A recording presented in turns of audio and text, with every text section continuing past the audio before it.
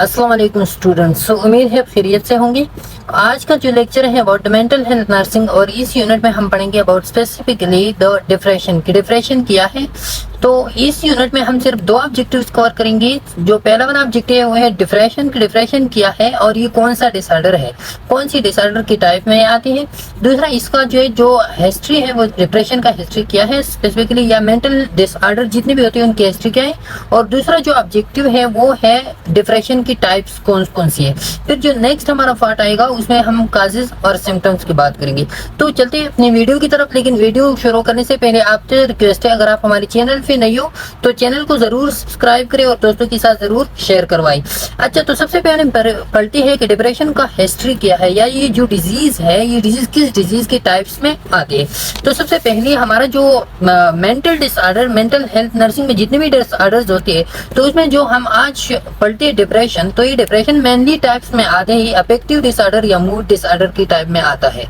कौन सी, अफेक्टिव या mood disorder. अब मूड डिसऑर्डर या अफेक्टिव डिसऑर्डर ये हम यूजुअली जो है ना अल्टरनेटिवली इन दो टर्म्स को हम क्या करते हैं, यूज करवाते हैं। दोनों हम सेम यूज करते हैं, लेकिन इसमें जो है ना माइनर डिफरेंसेस है। वो डिफरेंसेस कौन कौन सी है।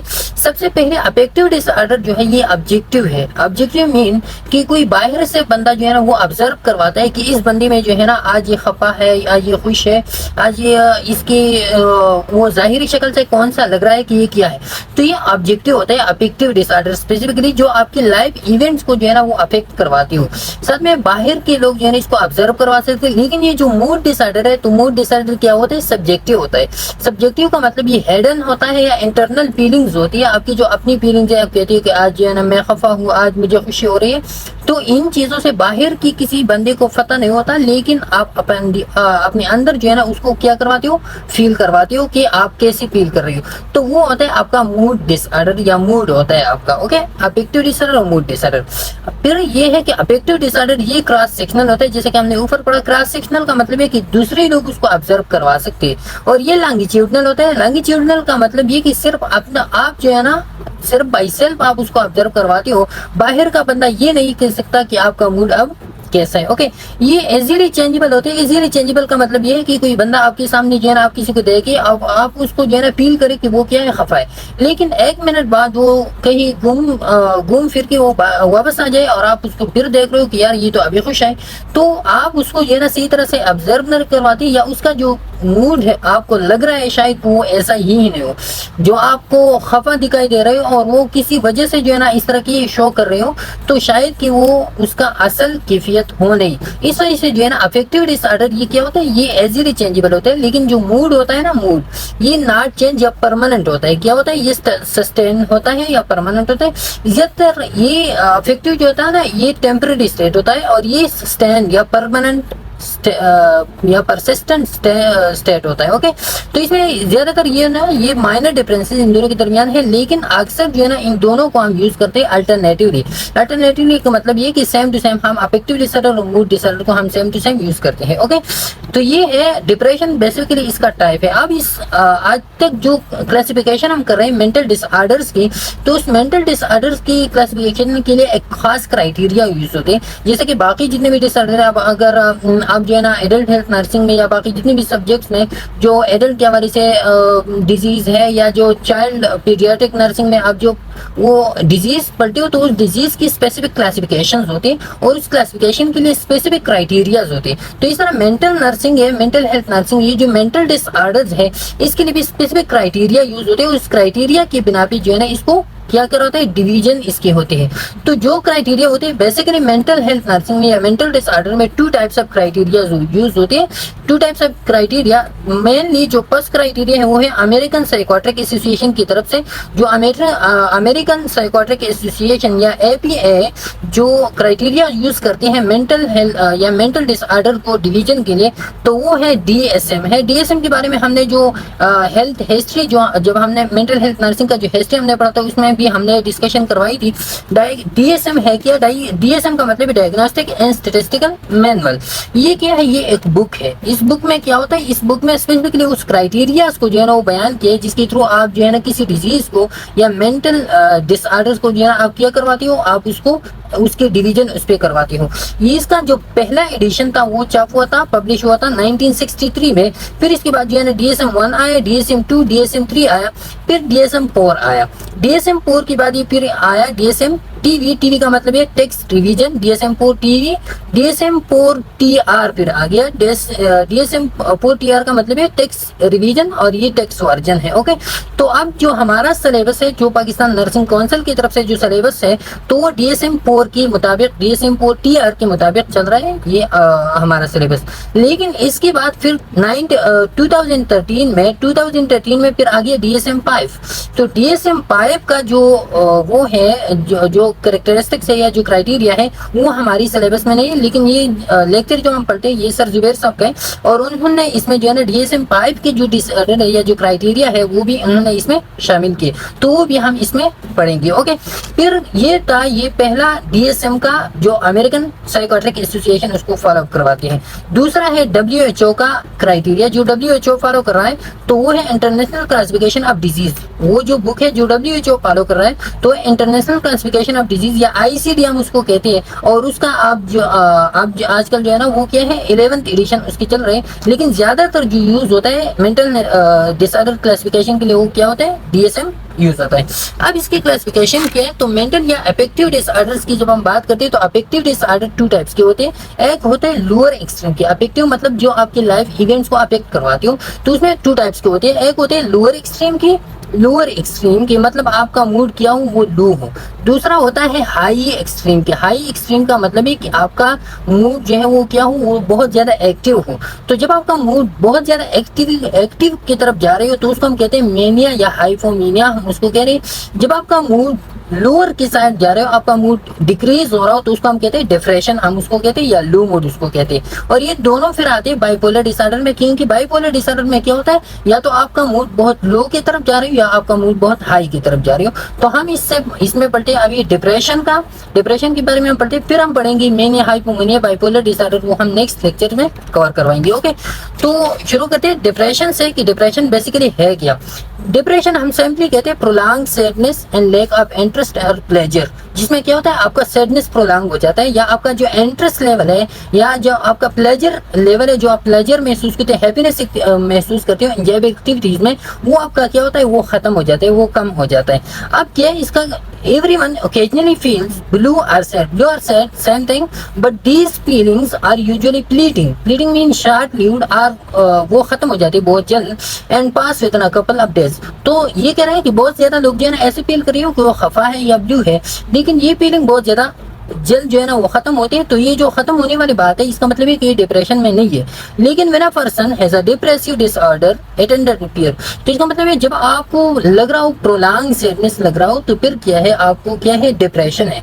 जब आपको फ्लीटिंग डिसऑर्डर, फ्लीटिंग लिए आपको जो है ना लो मूड फील हो रहा हो तो उसका मतलब ये नहीं कि आपको क्या डिप्रेशन है। When a person has a depressive disorder it interferes with the life, with the daily life, normal functioning and causes pain और both the person with the disorder and those who are care about him or her।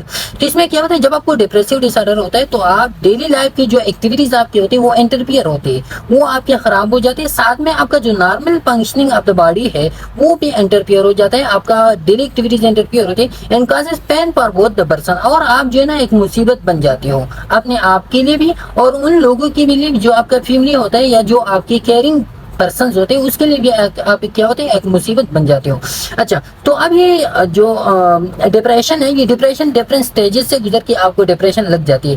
पहला stage ये कि आपको prolong sadness हो, क्या हो, आपको prolong sadness हो ज्यादा। जो आपको शॉर्ट टेम्पर सैडनेस हो उसका मतलब ये नहीं कि आप क्या हो डिप्रेस हो, जो जल्दी से खत्म हो जाते हैं विद इन 2 और 3 आवर, तो उसको मतलब ये नहीं है 1 डेज, तो उसका मतलब ये नहीं कि depression is a prolong sadness. जब आपको प्रोलॉन्ग सैडनेस हो तो प्रोलॉन्ग सैडनेस से फिर आपको लगता है लो सेल्फ स्टीम, अब अपने आप को जो है ना कमतर महसूस कर रहे हो, आप में सेल्फ कॉन्फिडेंस जो है ना वो खत्म हो जाता है। आप ये कहते हो कि ये काम मैं नहीं कर सकता, ये काम मेरे काबिलियत का है ही नहीं। तो फिर प्रोलॉन्ग सैडनेस से आप चलते हो किसी लो सेल्फ स्टीम से। लो सेल्फ स्टीम आप में पैदा करते हैं लो सेल्फ कॉन्फिडेंस। आप लो सेल्फ कॉन्फिडेंस आप में पैदा करते हैं होपलेसनेस। होपलेसनेस का मतलब आप ना उम्मीद हो जाती हो, आप जो है ना कहते हो कि यार ये काम तो इतना लंबा है, ये मैं कैसे करूंगा, ये ऐसे कैसे, तो इस तरह की आप सोचते हो, आप में होपलेसनेस। होपलेसनेस के बाद जब आप होपलेसनेस आ जाती है तो आप हेल्पलेस बन जाते हो। मतलब ये कि आप जो भी काम करते हो तो आप एक उम्मीद लगा के आप उसको कहते हो कि यार ये काम मैं करूँ तो मुझे ये सिला मिलेगा, लेकिन जब आपका वो होप खत्म हो जाए कि मुझे ये सिला मिलेगा तो आप फिर वो काम करती ही नहीं, आप हेल्पलेस बन जाते हो, आप उस काम को फिर नहीं करवा सकते। हेल्पलेस नहीं के बाद कि फिर आप बन जाते हो वर्थलेसनेस। वर्थलेसनेस का मतलब ये कि आप अपने आप को बेकार महसूस कर रहे हो, आप अपने आप को अपनी फैमिली पे बोझ महसूस कर रहे हो, या अपनी सोसाइटी पे आप अपने आप को बोझ महसूस कर रहे हो कि यार मैं तो किसी काम का नहीं हूँ, ये लोग जो है ना मैं इन लोगों की पर बोझ हूँ, और इस तरह के आपके आइडियाज आते हैं। फिर इसके बाद जब आप आपको वर्थलेसनेस की तरफ लेके जाते हो तो वर्थलेसनेस के बाद फिर आपको क्या आते हैं, सोमेटिक कंप्लेंट्स आते हैं। सोमेटिक कंप्लेंट्स का मतलब ये कि आपको जो है ना आपकी बॉडी आपके खिलाफ कंप्लेंट्स करती है, आप कहती कि आपका सारा बॉडी जो है ना इस तरह की महसूस कर रहे हैं आप अपनी बॉडी की तरफ से कि मैं क्या हूँ, मैं अब एक बोझ बन गया हूँ। ओके, एंड सुसाइडल आइडिएशन, और इसके बाद फिर आपको बन जाती है सुसाइडल आइडिएशन। आपको तार आते हैं कि अब मैं क्या करूँ, खुदकशी करूँ, क्योंकि मैं किसी काम का नहीं हूँ, लोगों पे बोझ हूँ और कुछ कर ही नहीं सकता, तो फिर आपको क्या है, सुसाइडल आइडिएशन। तो this is the last step of the depression. Okay, तो इस तरह की ये कि डिप्रेशन की स्टेप्स है कि आप इन स्टेप्स से गुजरते हो डिप्रेशन में। ओके, अब depression is a common but serious illness. क्यों सीरियस है? क्योंकि सीरियस इसलिए कि तकरीबन 31% of the people in Pakistan get it, और साथ में जो है ना fourth leading cause of disability through out the world है। ये थ्रू आउट द वर्ल्ड जो है ना क्या है, ये fourth leading cause of disability है। तो ये क्या है, सीरियस इलनेस है, and most who experience it need treatment to get better. और जो इसको एक्सपीरियंस कर रहा है या जिसको डिप्रेशन लगती है तो उसको फिर क्या होता है, फिर इसको जो है ना ये करना चाहिए कि वो ट्रीटमेंट नहीं इसका जरूर। अब डिप्रेशन जो होता है, डिप्रेशन में आपको दो तरह की वो होती है, फीलिंग्स होती है। दो तरह की फीलिंग्स कौन सी होती है, दो तरह की कंडीशन आप होते हैं, एक होते हैं न्यूरोसिस, दूसरा होता है साइकोसिस। ये बाद में आता है तो इसलिए आपको जो है ना इसको पहले से आपको समझनी चाहिए कि ये है क्या। न्यूरोसिस ऐसा होता है ना, द कंडीशन साइकोलॉजिकल और एबनॉर्मल साइकोलॉजिकल, या तो आम सिंपली साइकोलॉजिकल कंडीशन होता है, या आप एबनॉर्मल साइकोलॉजी में या आपके माइंड एबनॉर्मेलिटी की होता है वजह से, and you are in touch with reality. लेकिन इसमें जो है ना आप क्या हो, आप रियलिटी के साथ इन टच हो। इसका मतलब ये है कि आप जो है ना साथ में आप डिप्रेस मूड में भी हो, लेकिन डिप्रेशन के साथ साथ आप जो है ना अपनी डेली लिविंग की जो एक्टिविटीज है, फॉर एग्जांपल टीचिंग आप करते हो, आप स्टडी करते हो, आप जो है ना खाना पीना वगैरह ये सब कुछ जो है ना आप वक्त पे करते हो, नमाज वगैरह, मस्जिद के लिए जाना, बाहर खेल कूदने के लिए जाना, तो ये आप जो है ना क्या करते हो, ये आप करते हो नॉर्मली जो है ना आप ये करते हो, मतलब आप रियलिटी के साथ टच हो, लोगों के साथ उठना बैठना सब कुछ आप करते हो। तो दैट्स मीन कि you are in stage of neurosis. आप क्या हो, आप न्यूरोसिस में हो, डिप्रेशन आपको है लेकिन आप क्या हो, न्यूरोसिस में। और मोस्टली पर्सन जो है ना हमारी सोसाइटी में तकरीबन हर दूसरा तीसरा बंदा जो है ना वो इस कंडीशन का शिकार है। दूसरा जो सीवियर स्टेज है उसका वो है साइकोसिस। साइकोसिस में ऐसा होता है कि आप रियलिटी के साथ वो टच जो है ना वो लॉस हो जाती है आपकी। When you loss touch with the reality through तो जब आपकी थॉट प्रोसेस क्या होता है, थॉट प्रोसेस आपकी जो है ना वो खराब हो जाता है, आप डिल्यूजन की शिकार हो जाए। डिल्यूजन का मतलब ये कि आप जो है ना फॉल्स बिलीफ आप बनाते हो अपने जहन पे, और उस पर फिर आप कायम रहते हो कि ये काम जो है ना ये ऐसा है, हालांकि वो फॉल्स होते हैं लेकिन आप कहते हैं कि ये काम क्या है, ये ऐसा ही है। तो फिर क्या होता है, वो डिल्यूजन आपके जब बन जाते हैं या आपके हेलुसिनेशन बन जाते हैं कि कोई चीज हो ही नहीं, और आप कहते हो कि इधर भूत है, इधर जिन है, इधर ये है, इधर वो है। तो फिर ये क्या होता है, फिर ये आपके थॉट कंटेंट या थॉट प्रोसेस में जब चेंज आते हैं, जब आपकी रियलिटी के साथ आपका जो वो कंटेक्ट है वो कंटेक्ट खत्म हो जाता है, तो फिर you are in stage of साइकोसिस। फिर उसको हम कहते हैं साइकोसिस। ओके, फिर इसके बाद आते हैं रेस्ट भी। ये जो डिप्रेशन है तो डिप्रेशन डिपेंड करवाता है या उसके लिए एक फैक्टर्स होता है रेस। तो रेस नस्ल क्या होता है, नस्ल जो ब्लैक पीपल होते हैं, तो ज्यादातर रिसर्च ऐसा हुआ है कि उस रिसर्च के बेस पे ज्यादातर उन्होंने जब डायग्नोज किया तो जो ब्लैक पीपल थी तो उस ब्लैक पीपल में ये लेस कॉमन था due to their genetic predisposition, genetic की वजह से जो है उसमें लेस कॉमन था। फिर दूसरा ऐसा है कि जो सेक्स के हवाले से, तो सेक्स में ऐसा होता है ना कि जो मेजर डिप्रेशन होता है, major depression is diagnose more commonly in women. Women में ये बहुत ज्यादा जो है ना वो कॉमन होते हैं, with a prevalence twice that observed in main. Main में ट्वाइस कम होता है और वुमेन में ज्यादा होता है इन तो ये क्या होता है, वुमेन में ज्यादा दो फैक्टर उसके लिए बेसिकली इन्वॉल्व है। दो फैक्टर कौन कौन से? पहला जो फैक्टर है वो डिप्रेशन, या वो पहला फैक्टर ये कि डिप्रेशन जो होता है ना, ये डिप्रेशन मेनली ये इमोशंस की वजह से होता है ना। और आपका इमोशन जब खराब हो जाते हैं तो आप इमोशन डिप्रेशन में चलते हो। आप इमोशन कहाँ कंट्रोल होते हैं? तो ये लिम्बिक सिस्टम में कंट्रोल होते हैं इमोशन। मतलब ये क्या, एक बार depression directly related with the limbic system. अब लिम्बिक सिस्टम जो है ना, ये फीमेल में बहुत ज्यादा हाईली एक्टिव होता है। हाईली एक्टिव का मतलब ये कि फीमेल बहुत ज्यादा सेंसिटिव होता है इमोशंस के हवाले से। तो जब वो बहुत ज्यादा सेंसिटिव होता है तो मामूली से प्रॉब्लम उसके लिए एक बड़ा मुसीबत बन जाती है, एक बड़ा डिप्रेशन की शिकार होते हैं। मतलब बात इतनी नहीं होती, लेकिन जितना वो इसके बारे में सोचते, जितना वो इसके बारे में इमोशंस को जाहिर करवाते, तो डिप्रेशन ज्यादातर क्या होते हैं फीमेल में, ये एक वजह है। दूसरा जो वजह इसके लिए वो फीमेल है मोर हार्मोनल फ्लक्चुएशंस। ज्यादातर ऐसा होता है ना फीमेल में कि फीमेल में हार्मोनल फ्लक्चुएशन बहुत ज्यादा होती है, प्रोजेस्टेरोन एस्ट्रोजन के हवाले से, ऑक्सीटोसिन के हवाले से, या जो मेंस्ट्रुअल साइकिल्स वगैरह होते हैं, तो इसमें ये हार्मोनल फ्लक्चुएशन जो है ना बहुत ज्यादा होते हैं। इस वजह से जो है ना फीमेल में डिप्रेशन का जो चांसेस है वो क्या होते हैं, बहुत ज्यादा होते हैं। लेकिन in free pubertal children boys and girls are affected equally. लेकिन ये याद रखिए, जो प्री प्यूबर्टल मतलब प्यूबर्टी से पहले, तीन एज से पहले जो एज होता है ना, उसमें क्या होता है बॉयज एंड गर्ल्स इक्वली जो है ना वो इफेक्ट होते हैं। ओके, तो ये क्या था, ये उसके रेस्पेक्ट थे। अब different form of depression, depression की कौन कौन सी फॉर्म है या टाइप्स ऑफ डिप्रेशन हम पढ़ेंगे। क्या पढ़ेंगे? Types of depression. There are several forms of depression, depressive disorder. The most common are major depression disorder and systemic disorder. तो ये दो टाइप्स इधर ये मेजर फॉर्म है इसके हवाले से। इसके साथ साथ बहुत ज्यादा फॉर्म है, टाइप्स है, हम उसको वन बाय वन क्या करते हैं, पढ़ते हैं। ओके, सबसे पहले है major depressive disorder. Major depressive disorder क्या होता है, या उसको कहते हैं हम, it is also called major depression, is characterised by the combination of symptoms that interfere with a person's ability to work, sleep, study, eat and enjoy once pleasurable activities. तो इसमें ऐसा होता है ना मेजर डिप्रेशन में कि आप क्या करते हो, आप जो है ना आपकी जो डेली लिविंग एक्टिविटीज है उससे आप बेजार पड़ जाते हो, वो आप नहीं कर सकते हो। उसके जो आपके वर्क एबिलिटीज होते हैं, आपकी जो स्टडी एबिलिटीज होते हैं, आपकी स्लीपिंग होते हैं, आपकी ईटिंग एबिलिटीज होते हैं, तो उसमें क्या होता है, उसमें इंटरफियरेंस आ जाती है, उसमें क्या होता है, उसमें रुकावटें आ जाती है। फिर जो है ना आप वो नहीं करवा सकते जिस तरह के आप एक नॉर्मल रूटीन में उसको सरंजाम देते हो। Okay, major depression is disabling and prevents a person from functioning normally. तो इसमें क्या होता है, इसमें आप नॉर्मल फंक्शन से क्या हो जाते हैं, बेजार हो जाते हैं। ओके, अब मेजर डिप्रेशन को आप किस तरह मालूम करेंगे कि whether depression is in major depression और नॉट। तो उसके लिए जो है ना 8 सिम्टम्स है। कौन सी सिम्टम्स है? 8 सिम्टम्स है जो ये वाले हैं सेगी कैप्स। सेगी कैप का जो 8 सिम्टम है ये आपने याद रखनी है। सेगी कैप का मतलब SIGECFES।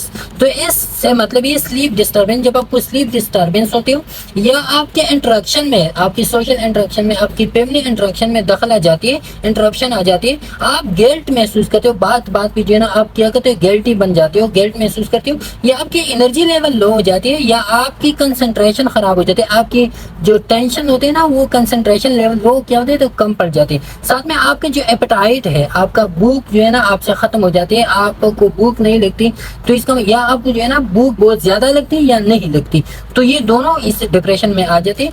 फिर आपकी जो साइकोमोटर रिटार्डेशन है, मतलब आपकी जो एक्टिविटीज होती हैं, आपकी जो एबिलिटीज, आप वॉकिंग होते हैं ना वो कम पड़ जाते हैं, आपकी जो साइकोमोटर वो होती है ना, साइकोमोटर एबिलिटीज होती है ना वो रिटार्डेड हो जाती है, वो कमजोर पड़ जाती है। और इससे मतलब ये सुसाइडल आइडिएशन, आपको सुसाइडल आइडिएशन आ जाती है। तो ये 8 सिम्टम्स है। अब ये है कि मेजर डिप्रेशन कब होगा आपको, तो मेजर डिप्रेशन तब होगा जब आपकी इन 8 सिम्टम में, इसके लिए 2 कंडीशन है मेजर डिप्रेशन के लिए।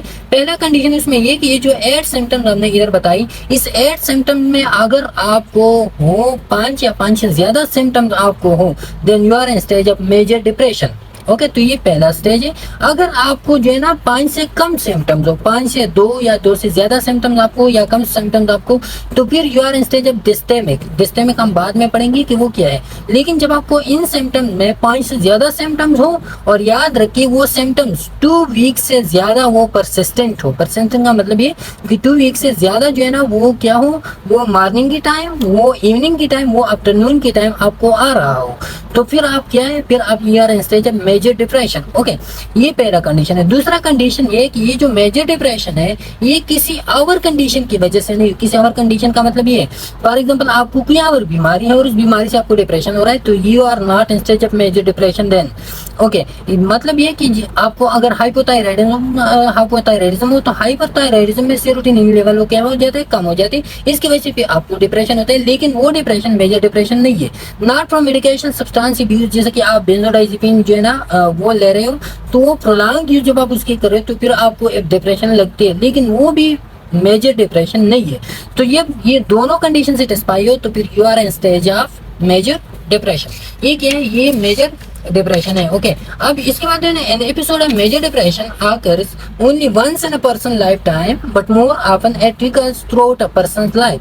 इसमें ऐसा होता है ना, मेजर डिप्रेशन की एक एपिसोड इंसान की जिंदगी में एक मरतबा ज्यादातर आती है, लेकिन ज्यादातर ये ऐसा होता है कि ये फिर रिकर्स होता है। रिकर्स का मतलब ये रिपीट हो जाता है आपकी बॉडी में। They call the more severe short lasting type major depression. और फिर उसको हम कहते हैं ना, जो आपकी जिंदगी में एक वक्त आता है तो फिर उसको हम कहते हैं शॉर्ट लास्टिंग मेजर डिप्रेशन, उसको हम कहते हैं।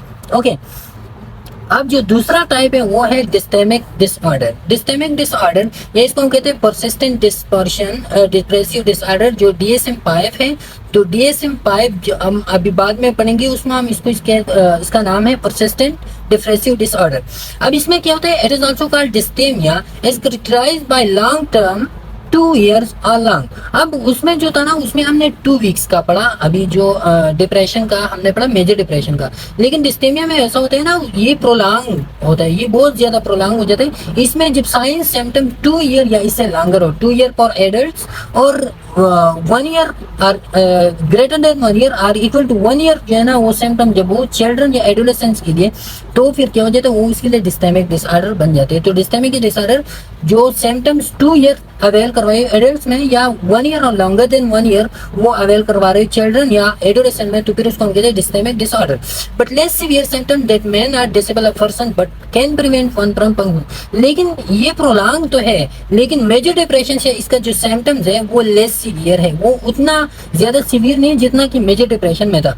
क्योंकि ये जो डिसऑर्डर ये जो सिम्टम्स है, ये ऐसे सिम्टम्स है जो आपकी डेली लाइफ की जो एक्टिविटीज होते हैं ना, वो एक्टिविटीज आपकी ज्यादा मुतासिर नहीं करवाते, जो डेली लिविंग एक्टिविटीज होते हैं। Okay, people with dysthymia may also experience 1 or more episode of major depression during their lifetime. तो इसी तरह जो मेजर डिप्रेशन है, इस तरह की ये भी इसके एक या एक से ज्यादा एपिसोड आपको जो है ना जिंदगी भर आ सकती है हर एक बंदे को। ओके, फिर जो तीसरा है साइकोटिक डिप्रेशन है। तो psychotic depression this occurs when a severe depressive illness is accompanied by some form of psychosis।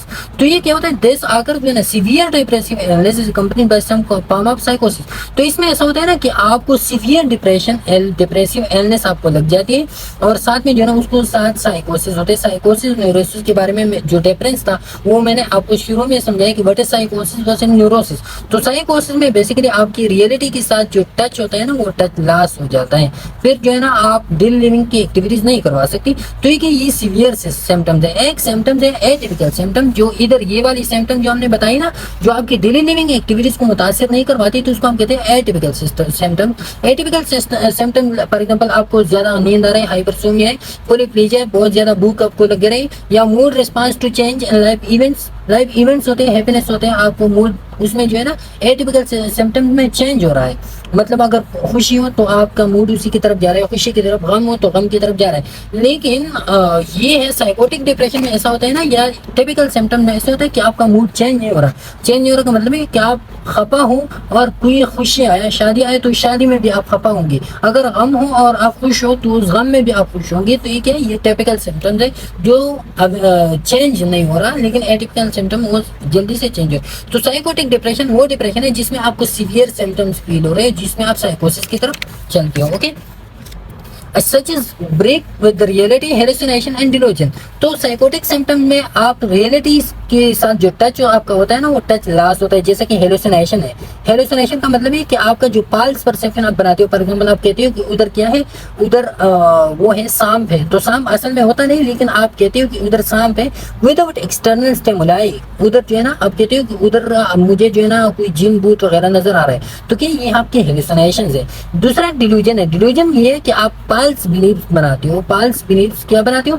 आप एक फिक्स पाल्स बिलीफ बनाते हो कि ये चीज जो है ना ये ऐसा है। फॉर एग्जाम्पल मैं कहूँ कि ये असल में है बॉल पॉइंट, लेकिन आप कहे कि ये नहीं, ये रस्सी है, और कोई आपको लाख मरतबा कहे कि नहीं ये बॉल पॉइंट है, और आप कहते हो कि नहीं ये रस्सी, तो ये आपकी डिल्यूजन है या इल्यूजन भी इस तरह के होते हैं कि विदाउट आप पाल परसेप्शन करवाते हो एक्सटर्नल स्टिमुलाई की, इल्यूजन उसको हम कहते हैं। तो ये क्या है, ये तीनों डिफरेंसेस जो है ना हम डिटेल में बाद में भी डिस्कस करवाएंगे, पहले भी हमने इसको डिस्कस करवाया है, लेकिन बाद में जो नेक्स्ट यूनिट आता है ना उसमें हम इसके हेलुसिनेशन क्या है, डिल्यूजन क्या है, इल्यूजन क्या है, इसको हम डिटेल से डिस्कस करवाते हैं। ओके, तो ये जब आपकी रियलिटी के साथ आपका लॉस हो जाता है फिर उसको हम कहते हैं साइकोटिक डिसऑर्डर। चौथा है पोस्टमार्टम डिप्रेशन। पोस्टमार्टम डिप्रेशन ये this is diagnosis of a new mother develops a major depressive episode within 1 month of delivery. जब डिलीवरी हो जाता है, डिलीवरी की एकदम 1 महीना बाद जो माँ होता है ना, जो मदर होता है, मदर को जब फील हो रहा है मेजर डिप्रेशन, तो उस मेजर डिप्रेशन जो 1 month after the delivery start होता है उसको हम कहते हैं पोस्ट पार्टम। पोस्टपार्टम का मतलब पोस्ट पार्चुरेशन के बाद या डिलीवरी के बाद जो आपको फील हो रहा है उसको हम कहते हैं पोस्टपार्टम।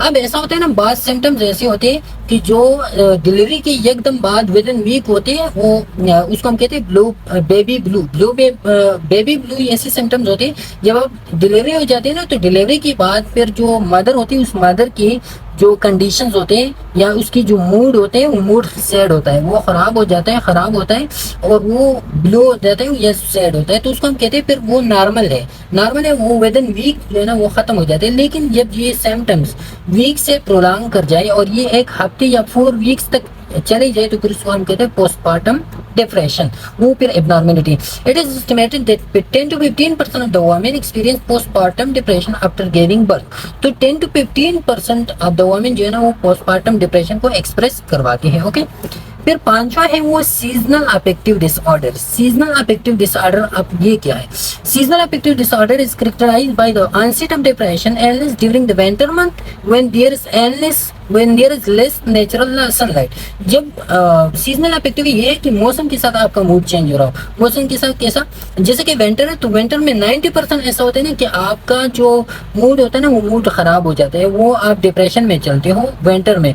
तो क्यों? आपकी साइन सिम्टम जो है ना वो खराब पड़ जाती है और आप डिप्रेशन में चलते हो, क्योंकि नेचुरल सनलाइट की वजह से जो है ना आपका डिप्रेशन होता है। अब ये क्या फिनोमेना इसके साथ पैथोफिजियोलॉजी इसके पीछे क्या है कि क्यों आपके विंटर में जो है ना आपका मूड डिप्रेशन में चलते हैं और समर में जो है ना आपका मूड ठीक होता है। तो बेसिकली ऐसा होता है ना कि विंटर सीजन में डे टाइम कम होता है, नाइट ज्यादा होता है ना, और डे टाइम कम होता है, मतलब लाइट कम होता है। जब लाइट कम होता है तो already melatonin is directly related with the light. जब लाइट ज्यादा हो तो मेलेटोनिन रिलीज होता है, लाइट कम हो तो मेलेटोनिन रिलीज नहीं होता। जब मेलेटोनिन कम होता है तो इसके साथ साथ जो आपका मेलेटोनिन का स्टोरेज है वो कम हो जाता है। मेलेटोनिन में ये करेक्टर है कि ये सेरोटोनिन के प्रिकर्सर है।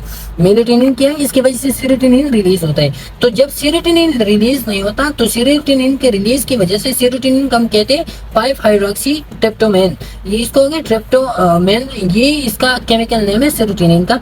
जब सेरोटोनिन रिलीज नहीं हो रहा तो सेरोटोनिन का एक अहम फंक्शन है, बाद में जो काजेज ऑफ मेंटल डिसऑर्डर आते हैं ना तो उसमें हम पढ़ेंगे। सेरोटोनिन जो है ना ये मूड डिसऑर्डर में मेन फंक्शन अदा करता है। जब सेरोटोनिन की लेवल ज्यादा होती है तो आप एक्टिव बन जाते हैं, जब सेरोटोनिन की लेवल कम होते हैं तो आप डिप्रेशन में चलते हैं। तो during the winter season when there is no light, there is no melatonin and there is no precursor for the serotonin and due to which your serotonin level become low. जब आपकी serotonin level कम हो जाते हैं तो आपको फिर क्या जाता है? डिप्रेशन लग जाते हैं। फिर इसके लिए जो थेरेपी के seasonal affective disorder light therapy आप करवाते हो, आप उस बंदे को जो है ना लाइट में या सनलाइट में आप उसको जो है ना फिर बिठाते हो। ओके, सिंपली ऐसे। ओके, तो ये था क्या? ये था सीजनल अफेक्टिव डिसऑर्डर। अब जो छठा वाला है ना वो है बाइपोलर डिसऑर्डर। बाइपोलर डिसऑर्डर में सिंपली ये होता है ना कि आपको मैनिक एपिसोड आते हैं। बाइपोलर डिसऑर्डर में या आपको मैनिक एपिसोड आते हैं या आपको डिप्रेशन या डिस्टीमिया जो हमने पढ़ा वो। तो इसमें 2 किस्म के होते हैं, जैसे कि मैंने आपको स्टार्ट में बताया, एक होता है हाई स्टेट, एक होता है लो स्टेट। हाई स्टेट में आपको मीनिया आते हैं, लो मूड में आपको आता है डिप्रेशन। तो ये हमें डिटेल में जो है ना नेक्स्ट लेक्चर में हम पढ़ेंगे। बाइपोलर डिसऑर्डर का अपना एक अलग लेक्चर होगा, उसमें हम इसको पढ़ेंगे। Bipolar disorder characterized by cycling mood changes from extreme high, जैसे कि मैंने इधर बताया मीनिया में, और एक्सट्रीम लोज एंड डिप्रेशन, तो ये दोनों फिर इसमें आ जाते हैं। ओके, अब हम पढ़ते हैं DSM-5। ये तो जो था, ये जो क्लासिफिकेशन था, ये DSM-4 TR का था, टेक्स्ट रिवीजन का था। अब हम पढ़ते हैं DSM-5 में जो क्लासिफिकेशन है, तो नियरली जो है ना वो सेम टू सेम है, लेकिन थोड़ी सी डिफरेंसेस उसमें है। पहला डिफरेंस जो है ना, इसमें ग्रीफ का जिक्र किया गया है। अब grief, what is the difference between grief and depression? Grief क्या है और डिप्रेशन क्या है? तो dominant effect is feeling of emptiness and loss. इसमें क्या होता है ना, इसमें आपको फीलिंग्स ऑफ एम्प्टीनेस होती है। आप अपने आप को जो है ना एक खराब के तौर पर, एक बेजान शख्सियत के तौर पर आप अपने आप को जो है ना वो तस्वर करते हो। आप कहते हो कि आज जो है ना मेरा जो मूड है वो तो कुछ बोझल सा हो रहा है और मुझे किसी चीज को मेरा दिल नहीं लग रहा, तो फिर ये क्या है, ये ग्रीफ है। एंड लॉस होता है, आपका जो लॉस होता है ना, अब या एक्चुअल होता है या आपका परसीव, या तो आप एक्चुअली किसी चीज में लॉस करो तो ये आप परसीव करवाते हो कि मुझे जो है ना किसी चीज में लॉस हो रहा है, हो गया है। आप कहते हो ना कि मेरा दिल जो है ना वो हल्का हल्का हो रहा है, तो ये क्या है, ये असल में ग्रीफ है। अब ग्रीफ में कहते हैं डिस्पोरिया आकर्षण वेव। इसमें क्या होता है, डिस्पोरिया होता है। डिस्पोरिया का मतलब सैडनेस है, तो ये सैडनेस वेव्स के फॉर्म में आते हैं, कभी होती कभी नहीं होती, कभी होती कभी नहीं होती। विसिलेट्स विद एक्सपोजर टू रिमाइंडर। अब ये क्या होता है, विसिलेट्स होते हैं। विसिलेट्स का मतलब आप अनसर्टेन बन जाते हो, आप शक में पड़ जाते हो। With exposure to reminders and decreases with time. तो आप जब किसी पहली बार आपके साथ कोई खफगी वगैरह हुई, कोई झगड़ा वगैरह किसी का आपके साथ हुई, जब आपको इस चीज का याद आती है आपको, तो आपको विसिलेटेशन हो जाती है, आपको बेचैनी हो जाती है, आपको अनसर्टेनिटी हो जाती है और आप उस चीज के बारे में फिर खफा हो जाते हो। तो ये क्या है, ये असल में ग्रीफ है। Okay, and decrease the time, और ये टाइम के साथ ये खत्म हो जाते हैं, तो ये शॉर्ट लास्टिंग होता है। Okay, capacity for positive emotional experiences self esteem. तो इसमें क्या होता है, इसमें आपके जो पॉजिटिव इमोशनल एक्सपीरियंस है उसमें आपकी कैपेसिटी होती है आप में। इसका मतलब ये कि पॉजिटिव आप में, अब अगर आप ग्रीफ में हो, आप खफा हो, तो ग्रीफ ये है कि जब आप खफा हो और आप में खुशी आ जाए किसी की शादी वगैरह और उसमें आप चले जाए, तो आपका मूड उधर चेंज हो जाए, तो ये फिर क्या है, ये ग्रीफ है। लेकिन उधर आपका मूड चेंज नहीं हो गया, वैसे की वैसे आप खफा हो, तो फिर क्या आप क्या हो, फिर आप डिप्रेशन में हो। तो इसका मतलब है कि पॉजिटिव इमोशनल एक्सपीरियंसेस के लिए आपके अंदर फिर भी कैपेसिटी होते हैं, आप फिर भी जो है ना पॉजिटिव के साथ पॉजिटिव बन सकते हो। इसमें सेल्फ एस्टीम प्रिजर्व होता है। और जो मेन डिफरेंसेस है ग्रीफ और डिप्रेशन में, तो ये कि ग्रीफ में आपकी सेल्फ एस्टीम रिजर्व होता है, ये भी प्रोलॉन्ग सैडनेस है, वो भी प्रोलॉन्ग सैडनेस है, लेकिन इसमें आपका सेल्फ एस्टीम रिजर्व होता है। साथ में इसमें response change to happiness, happiness के साथ आपका रिस्पांस चेंज होता है, आप ये उसके साथ जो है ना वो हैप्पी बन जाते हो। लेकिन डिप्रेशन में क्या, आप में परमानेंट चेंजेस आते हैं, आपका जो वो है प्रोलॉन्ग सैडनेस आप में होते हैं, लेकिन साथ में आपका जो सेल्फ एस्टीम है वो रिजल्ट नहीं होता, आपका सेल्फ एस्टीम उसमें खत्म हो जाती। तो शुरू में हमने जो उसकी स्टेजेस पढ़ी थी, उस स्टेजेस से आप उसमें क्या होते हो, गुजरते हो। तो that is the difference between the grief and depression. अब जो दूसरा है मेजर डिप्रेशन, जैसे कि हमने पहले पढ़ा, तो वैसे की वैसे इसमें भी है कि dominant effect depress mood, persistent dysphoria that is accompanied. तो इसमें परसिस्टेंट डिस्पोरिया या वो होता है सैडनेस होता है, परसिस्टेंट सैडनेस इसमें भी होते हैं। That is accompanied by self critical प्रीऑक्यूपेशन। तो इसमें क्या होता है, फिर इसमें आप सेल्फ क्रिटिकल प्रीऑक्यूपेशन, आप अपने आप को जो है ना खुद कोसते हो, अपने आप को जो है ना आप बुरा कहते हो, आपके इंट्रूसिव थॉट्स आपके बन जाते हैं, आप अपने बारे में जो है ना आप गलत सोचना या बेकार सोचना शुरू करते हो। And negative thoughts about the future, और अपने फ्यूचर के बारे में आप नेगेटिव थॉट्स शुरू करते हो। मतलब ये नेगेटिव थॉट का मतलब है कि मैं ये काम नहीं कर सकता, फ्यूचर में मैं ये चीज, ये वाला, ये शख्सियत में नहीं बन सकता, ये काम मुझसे नहीं हो सकता है। तो ये क्या है, ये आप नेगेटिव थॉट्स जो है ना अपनी फ्यूचर के बारे में शुरू करवाते हो, या सेल्फ क्रिटिकल आप बन जाते हो मेजर डिप्रेशन में। Limited capacity to experience happiness और प्लेजर।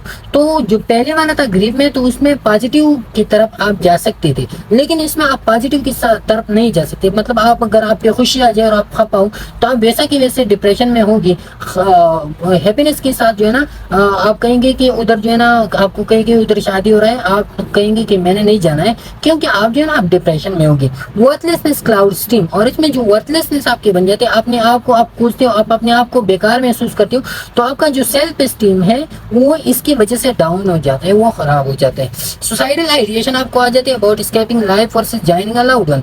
तो आप जो है ना इसमें life versus joining a loved one का मतलब है कि आप सुसाइडल आइडिएशन आपको आती और आप कहते हैं कि ये वो बंदा जो था वो आपको जो बहुत ज्यादा महबूब बंदा था, तो वो आपसे चला गया, आपने कहा कि यार वो तो चला गया, वो मर गया, वो आप खुश होंगे, उधर वो इन मुश्किल से वो आज़ाद हो गया, तो इस तरह की फिर आप सोच करवाते हो। ओके, फिर जो दूसरा है वो है तीसरा वाला है डिसरप्टिव मूड डिसरेगुलेशन। तो ये DSM-5 में ये एक न्यू वेरिएशन है डिसऑर्डर का, वो ये है कि disruptive mood dysregulation disorder. Disruptive mood dysregulation disorder ऐसा है कि जो पहले वाली डिसऑर्डर हमने पढ़ी, तो पहला जो DSM-4 में जो कंसेप्ट था, उसमें कंसेप्ट ये था कि जो डिसऑर्डर होते हैं मेंटल डिसऑर्डर या स्पेसिफिकली एंजाइटी डिसऑर्डर, तो उन्होंने ये कहा कि ये डिसऑर्डर टीन एज से पहले ये हम डायग्नोज नहीं करवा सकते। इसका मतलब ये था कि जो मेंटल डिसऑर्डर्स होते हैं ये टीन एज के बाद आते हैं, पहले नहीं आते। लेकिन इसमें जो ये डिसरप्टिव मूड डिसरेगुलेशन डिसऑर्डर या DMDD डिसऑर्डर इसको हम कहते हैं, ये इस DSM-5 में ये हो गया कि ये इन्होंने कहा कि 10 ईयर से पहले भी ये डायग्नोज होता है। तो ये जो कंसेप्ट था वो कंसेप्ट इसकी वजह से जो है ना वो क्या हो गया, वो चेंज हो गया। अब ये है कि एसेंशियल फीचर इसमें क्या है डिसरप्टिव या DMDD में, तो सीवियर टेम्पर आउटबर्स्ट इसमें होता है विद अंडरलाइंग परसिस्टेंट एंग्री और रिटर्न।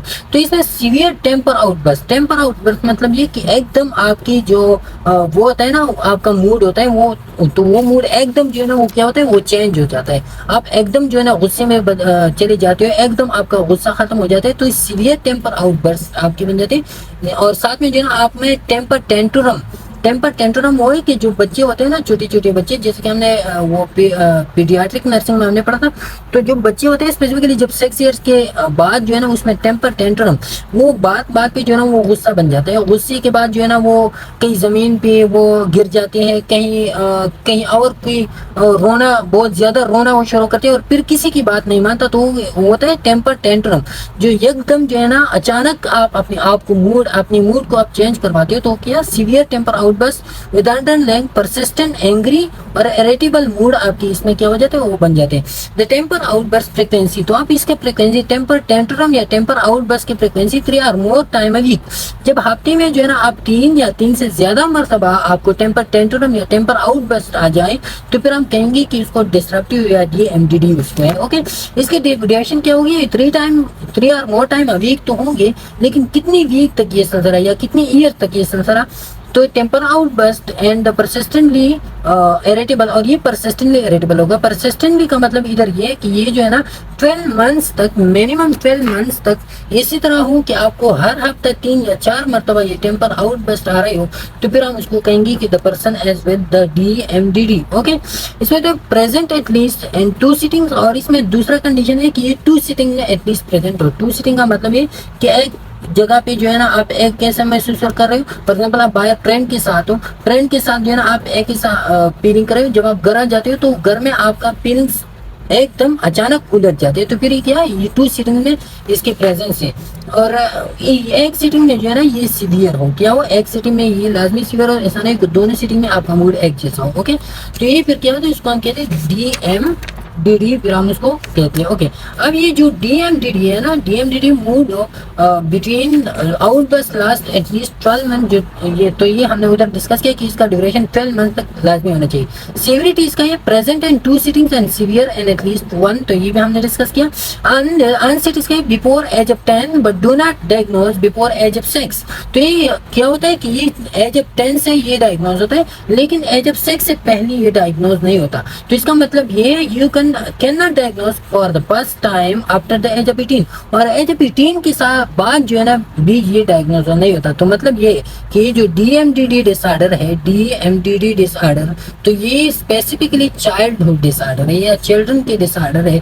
ये न तो 6 ईयर से पहले डायग्नोज होता है, न 18 ईयर्स के बाद, क्योंकि फिर इंसान में जो है ना क्या हो जाता है, फिर इंसान की जो टेम्पर आउटबर्स्ट होता है या टेम्पर टेंट्रम, उसमें वो खत्म हो जाते हैं। कमन रूल आउट, अब कौन सी ऐसी कंडीशन है जिसमें हम इस चीज को जो है ना DMDD नहीं कह सकती, तो जब बंदे को बाइपोलर डिसऑर्डर हो, या उसको इंटरमिटेंट एक्सक्लूसिव डिसऑर्डर हो, या इसको डिप्रेसिव डिसऑर्डर हो, या इसको ADHD attention deficit hypertension disorder हो, हाइपर एक्टिव डिसऑर्डर हो, या ASD ऑटिज्म स्पेक्ट्रम डिसऑर्डर उसको, तो ये सारे डिजीज डिसऑर्डर हम बाद में पढ़ेंगे अलग अलग लेक्चर में। लेकिन इधर अब सिर्फ ये याद रखिए कि जब ये वाले डिसऑर्डर्स हो, तो फिर इसको हम DMDD फिर उसको हम नहीं कह सकते हैं। ओके, अब जो चौथा वाला है ना, परसिस्टेंट डिप्रेसिव डिसऑर्डर, तो ये हमने पहले डिस्कस कर दिया जो DSM-4 का क्लासिफिकेशन, तो उसमें हमने इसको कहा क्या, डिस्थेमिया हमने उसको कहा था। अब डिस्थेमिया परसिस्टेंट डिप्रेसिव डिसऑर्डर वही की वही है कि इसमें क्या होता है, depress mood plus at least 2 other depressive symptom. तो इसमें जो है ना आपका एक तो आपका मूड जो है ना वो डिप्रेस होगा, साथ में जो है ना इसमें 2 अदर डिप्रेसिव सिम्टम्स, तो 2 अदर डिप्रेसिव सिम्टम जैसे कि एनहेडोनिया है या सोमेटिक कंप्लेंट्स आपको हो रही, या होपलेसनेस आप महसूस कर रहे हो या वर्थलेसनेस, तो ये सारे के सारे सिम्टम्स आप बाद में जो डिप्रेशन के सिम्टम जब आप नेक्स्ट लेक्चर में पढ़ती होंगी तो उसमें जो है ना फिर हम आपको ये वाले बताएंगे। तो इसमें एक सिम्टम होना चाहिए, साथ में जो है ना डिप्रेसिव मूड आपका होना चाहिए, तो फिर हम उसको कहेंगे कि PDD, उसको क्या है PDD उस बंदे को है। ड्यूरेशन इसका क्या है, symptom persist for at least 2 years, 2 year के लिए एडल्ट्स में ये 2 ईयर के लिए होना चाहिए, 1 year for children and adolescent. और चिल्ड्रन या एडोलेसेंट में ये सिम्टम्स लास्ट करवा रही हो 1 ईयर के लिए, तो फिर उसको कहेंगे कि द चिल्ड्रन और the adult as well have PDD may include periods of major depressive episodes, double depression. अब जब बंदी के या बंदा को जो है ना PDD भी और साथ में जो है ना मेजर डिप्रेशन की एक सिम्टम भी हो, तो फिर उसको हम कहते हैं मेजर या डबल डिप्रेशन उसको हम कहते हैं।